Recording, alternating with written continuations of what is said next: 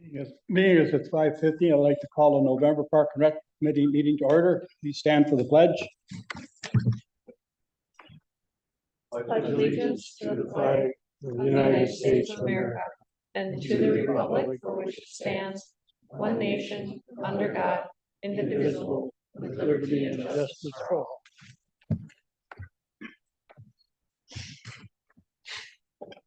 I would like to have a motion to adopt the agenda.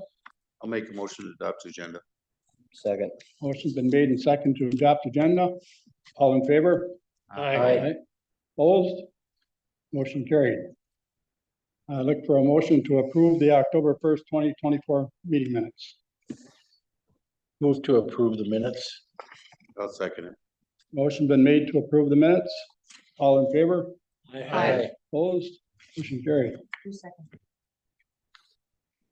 Bernie. Bernie. We have two new members tonight. We got Taylor, a student member, and Robert Przenka.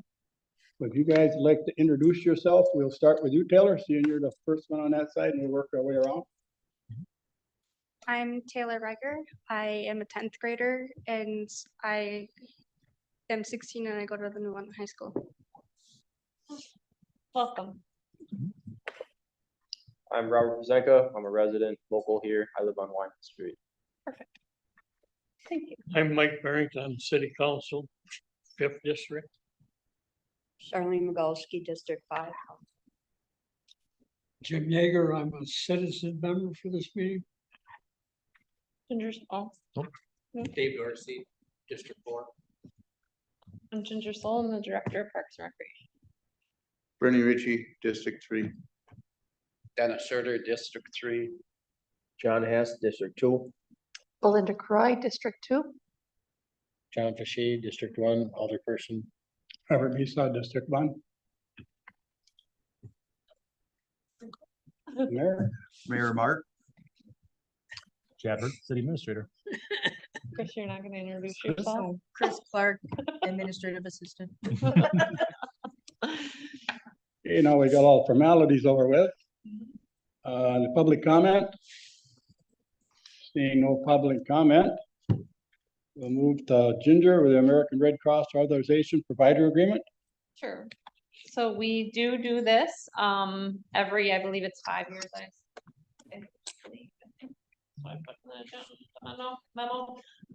But we do this so that we can provide American Red Cross swimming lessons, a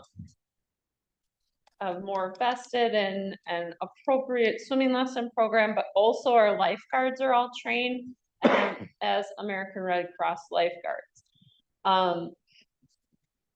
If you keep track of recreation departments in the news, you may have heard a couple years ago that the city of Appleton got red flagged by their health department because their lifeguards were not American Red Cross certified.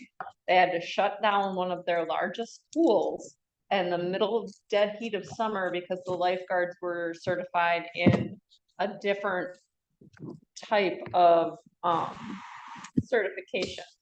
So the Red Cross kind of has a monopoly here, but we are an authorized or have been an authorized provider. Currently, we are, I'm having computer problems. Currently, we're under an extension because it did, we did need this to be reviewed by our attorney, which it was. But they gave us an extension to the end of October 31st. So we are currently withholding that. We don't have any classes coming up. So by the end of the month, if this all gets approved, then we'll still be in status quo with the American Red Cross. Something else that they review with this is the fees that they charge us to offer these classes. When we take those fees, we also reevaluate our fee policy with those. So we'll revisit those fees this summer and come back with a fee policy in August, effective for 2026. Also during this time, the American Red Cross does an audit on our instructors, making sure that they're teaching appropriately, that they are certifying the correct number of staff. You can only you have to have at least 3 lifeguards in a class to properly teach a lifeguarding class. And so they will audit our classes and make sure that those classes all have the appropriate number of students in it, so that these students are appropriately learning the skills that they need, because there's certain things that you teach a lifeguard that you need to have 2 people rescuing and then a victim. So that's why their 3-person minimum is there. We seem to have passed that audit, and we're doing well so far. So that is what the authorized provider agreement is with the American Red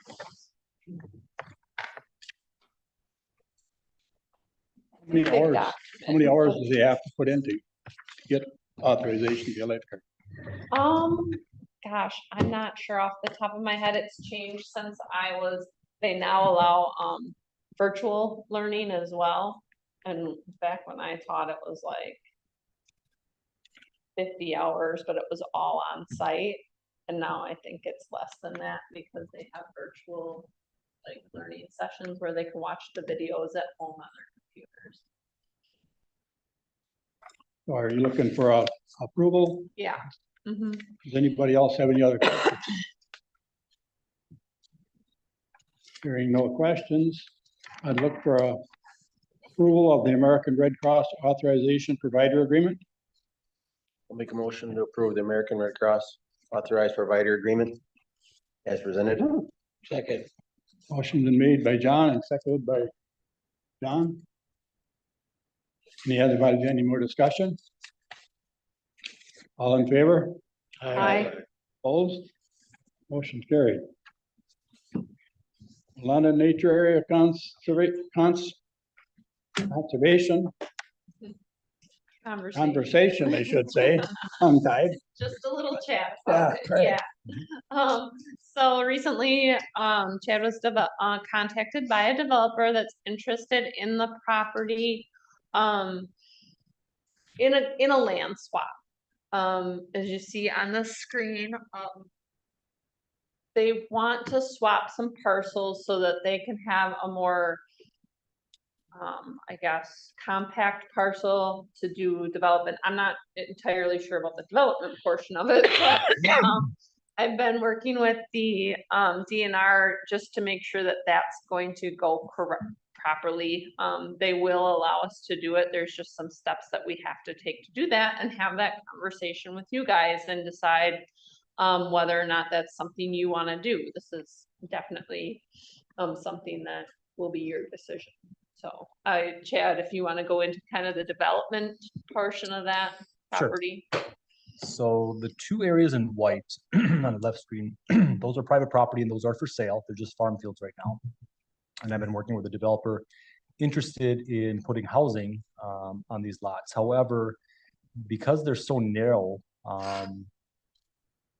to make them work per our existing municipal code, we would have to put a row. We can't do a cul-de-sac this long from the top side of this parcel to the bottom side, or even to the bottom side of this parcel. You can't do a cul-de-sac that long, just because for emergency purposes. If those 2 parcels would stay there, we would have to have a road probably go down the middle and then come back up through our nature area to get back to Partridge up here. Just for reference, this is Walmart right here. So the developer came up with a concept with their engineer saying that, well, what happens if we do a land swap and we give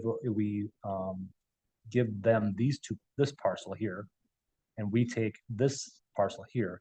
That would allow them to do a roadway U through both parcels here. And then what we would do is have a road spit out the bottom of their development to get access to the nature area. Again, like Ginger said, that this parcel right here was purchased through stewardship funds. So to do this swap, we would have to go through the DNR. They gave us some required criteria that we have to go through to be considered, for the DNR to consider it. number one, we have to do some appraisal values of the two to make sure that the appraisal is consistent between the two. Has to be size of acreage consistent with each other. And then the recreational value also is a consideration for any type of swap of DNR stewardship land. So our initial ask for the committee right now is just to see if you guys are supportive of us continuing the process to look at swapping this parcel here to try to bring it up here, and then the city would take on this parcel. It kind of makes sense because it makes it more of a square, boxy parcel instead of all these being very long and narrow, which would give us a little bit more boxy of an area down here for whatever we develop in the future.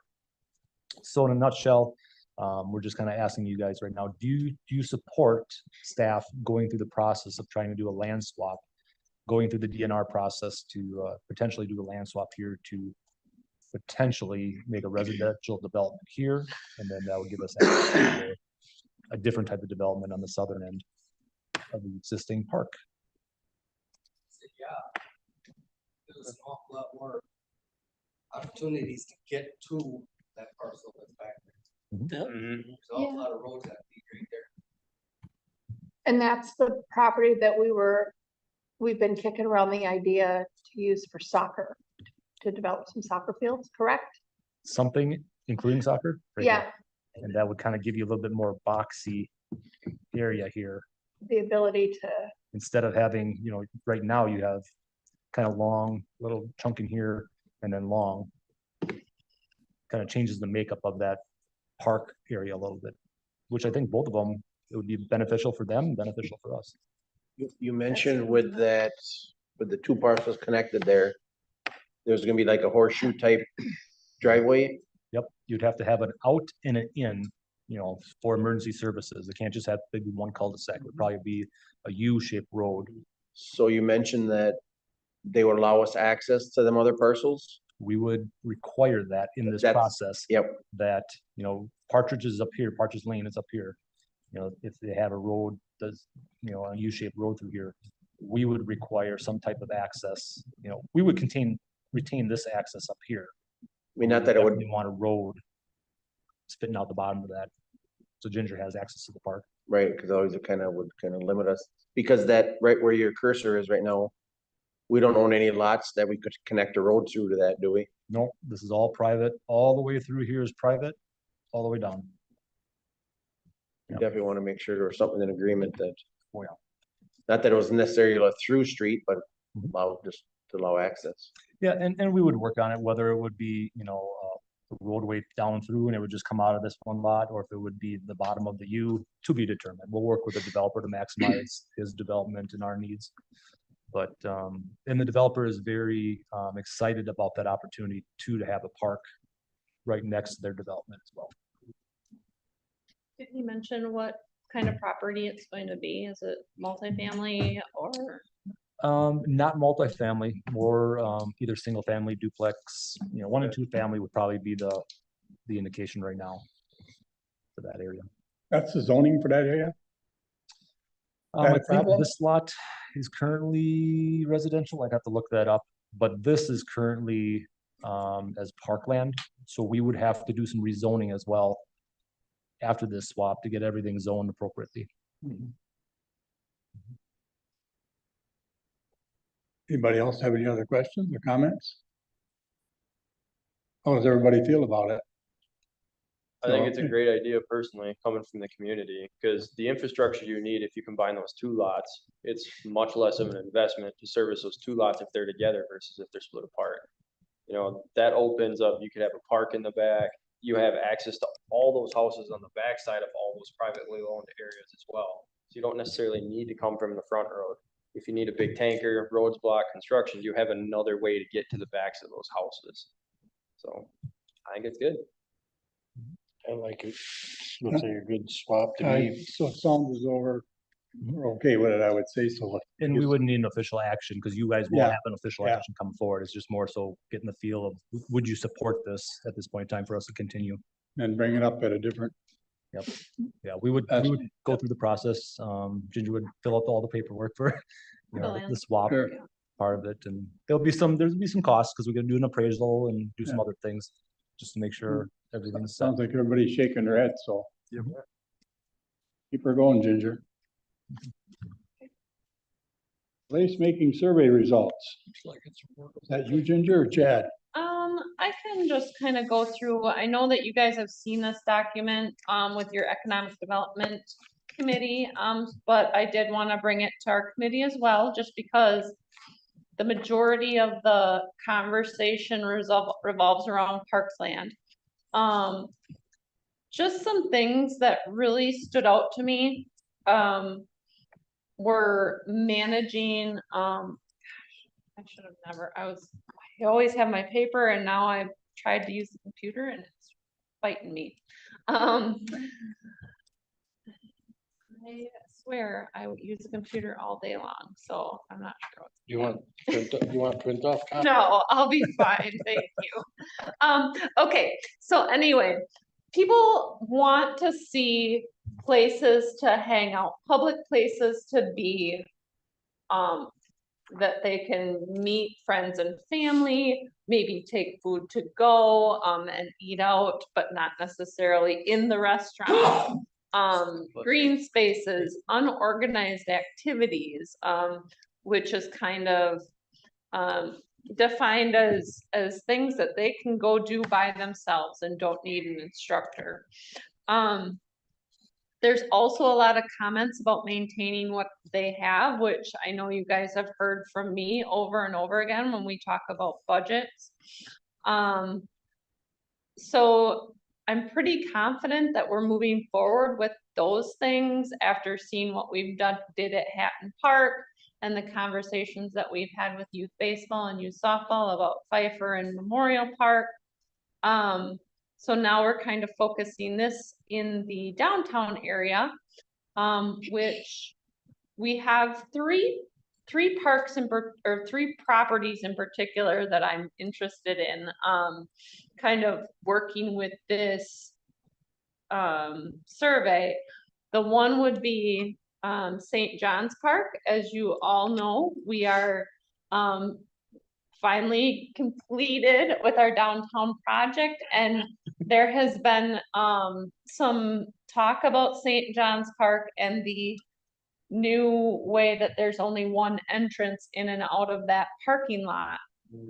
So I have been working with McMahon to kind of look at how to redesign that park to give us more park, since it is a park, but still try to keep as many parking spaces as well, and making that an accessible drive-through area there for the docks and for the gazebo that's there, and just making that kind of a place-making portion of the downtown right in the heart of it.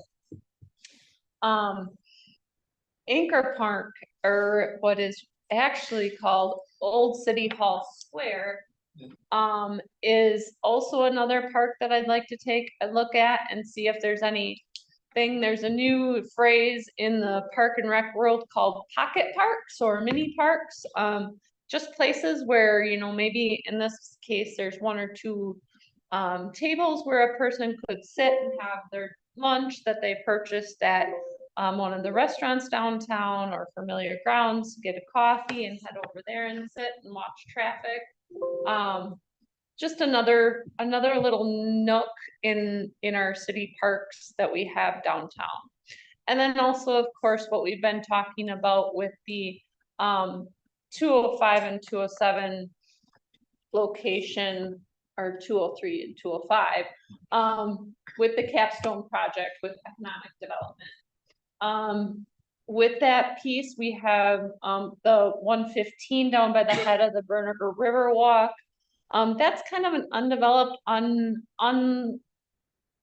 nobody sees it as a park, where it could be a really nice little place to, you know, also take your lunch, or also just hang out with your friends. And a lot of kids hang out down in that area and don't respect the area, I think, because it's kind of a nothing place to be. And if we make it something, they'll respect it more.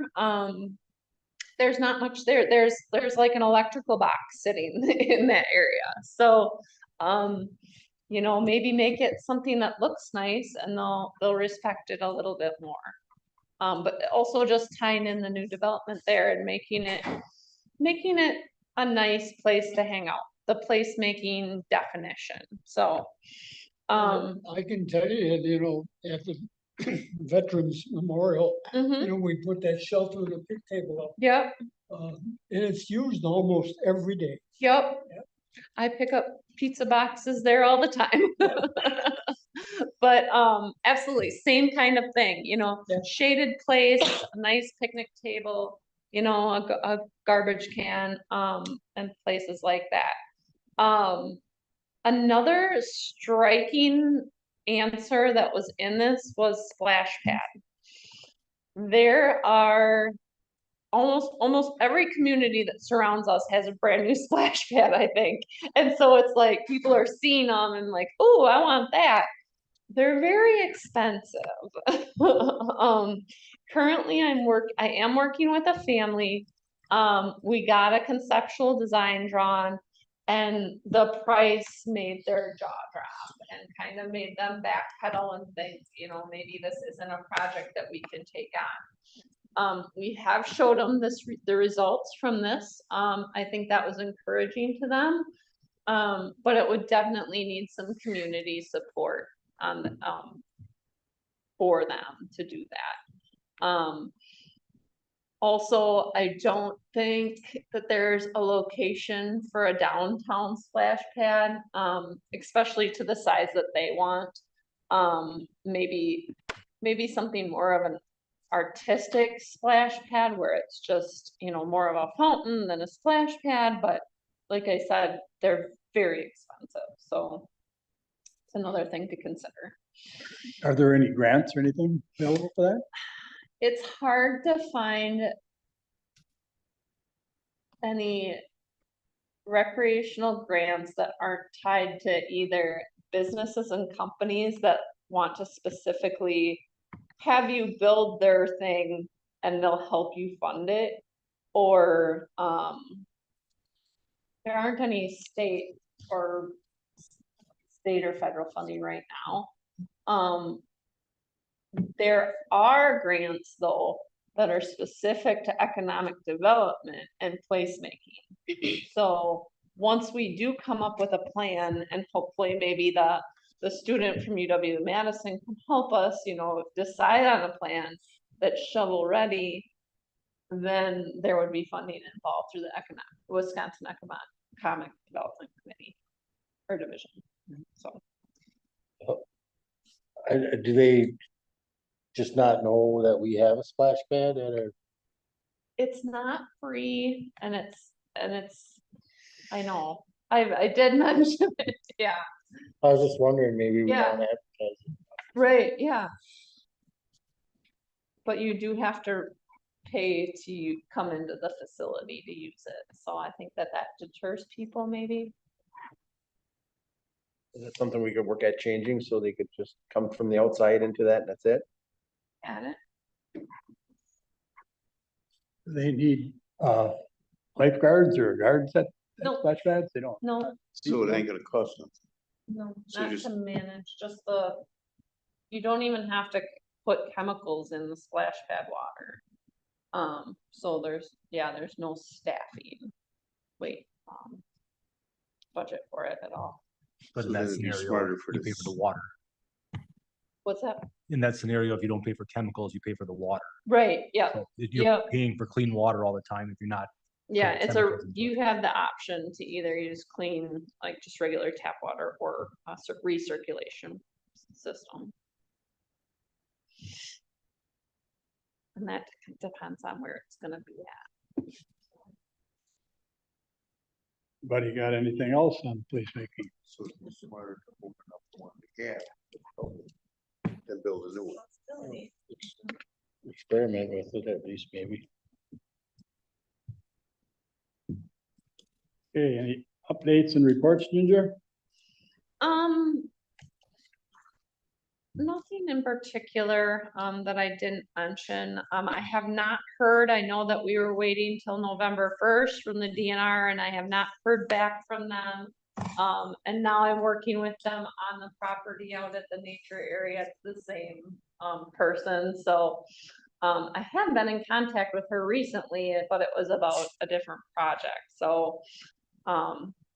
Just kind of waiting to hear if that Great Lakes funding, got put back into the rivers and streams for the boat launch overflow. I should hear this week though, because the decisions were made on November 1st.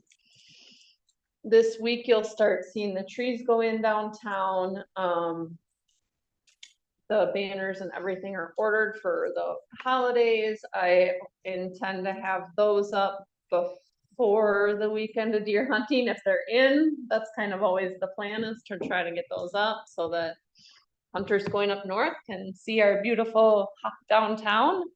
And I think that's about it. I do want to mention that our October events did very well. I was very impressed with Morgan, the recreation supervisors, Hatton Park Haunted Trail this year.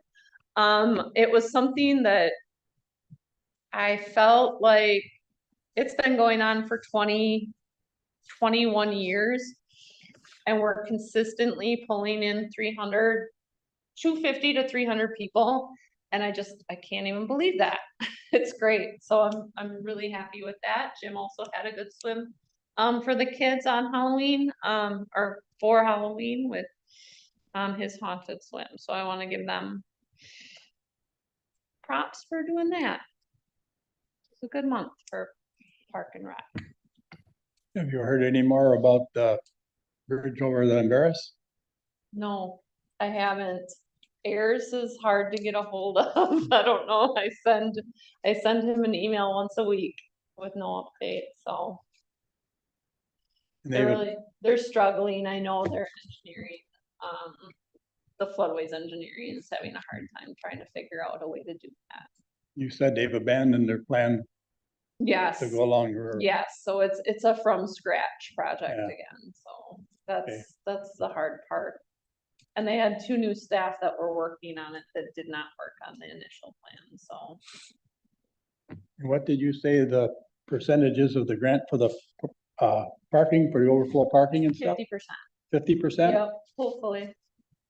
And we're gonna be looking at 2 docks. Yep. Well, no, an L shape. 4 slips, I think it was. Okay, that was Schmidt's, that we're gonna be putting it in, Yes. correct? Mhm. Yep. Ginger, with them garbage cans that are always on Pearl Street, them hanging ones, They're going away. well, they kind of get neglected and Yeah. they don't get dumped too much. So just, Yep.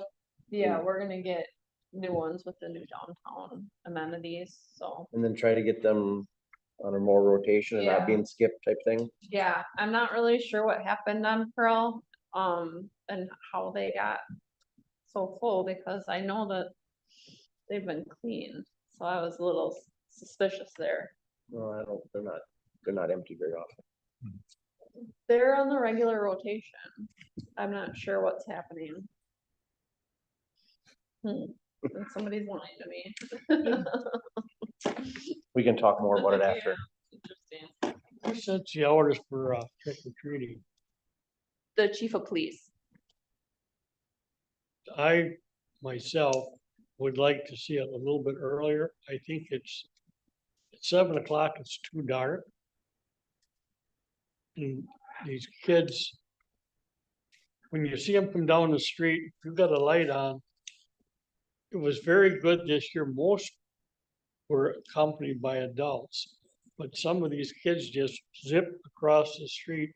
And with it being so dark, it would be better if we went like 4 to 6 rather than 5 to 7. We might as well go to Saturday or Sunday, because we have a person alive that works. Yeah. Get trick or treat at 4 o'clock in the afternoon. That Well, was- a lot of them aren't even home from school yet, riding the buses. No. Yeah. So, I'm all for going to Saturday or Sunday, to be honest. absolutely. Review any potential agenda items? What's that? Review, got any potential agenda items for the future meeting? The land swap will have to be on there. We are bringing forward a proposal for an archery range soon. Luke and I have both been working on that quite a bit lately.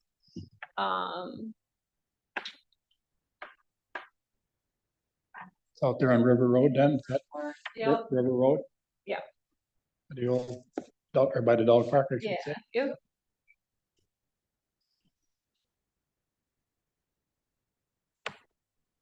Anybody got anything else? Review our next meeting date. December 3rd, 5:15. Are we gonna ever go forward with experimenting, keeping them both in one time? No, we talked about the Park and Rec and DPW being the same day. Yeah, I guess we'd have to talk, how is everybody here with teaming up with the Public Works meeting, doing two on a Monday or Tuesday? Would that work out with everything? I know it was just something that was brought up at one time. I didn't know if we just kinda, Maybe take it home and think about it a little bit once and see if how we feel about it doing. We could flip flop with them starting dates, and stuff like that, because we do it with them some of the time anyway. Yeah, I can look back at the last year and see how many we've already did in conjunction with each other. That'll be helpful, because I mean, if we're already doing it 6 months out of 12 Yeah. because of holidays or elections. you can see there'll be a few months that might get a little long. Yeah.